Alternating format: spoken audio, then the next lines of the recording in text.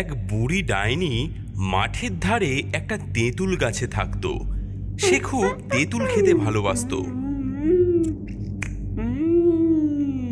তেঁতুল খেয়ে খেয়ে যখন তার দাঁত টোকে যেত আর ভালো লাগতো না, তখন কচি মাংস খাবে বলে গাছ থেকে নেমে এসে পাখির রূপ ধরতো।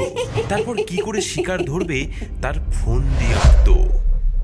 একদিন সুন্দর একটি হলুদ পাখি সেজে একটা গাছে গিয়ে সুন্দর শীষ দিচ্ছিল। সেই সময় গাছের নিচ দিয়ে একটা বাচ্চা মেয়ে তার বাবার হাত ধরে বাজার করে যাচ্ছিল।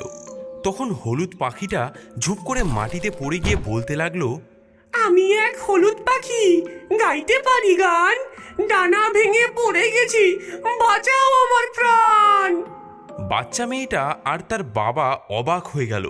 পাখিটা কথা বলছে দেখে মেয়েটা ছুটতে এসে পাখিটাকে তুলে নিল। বাবা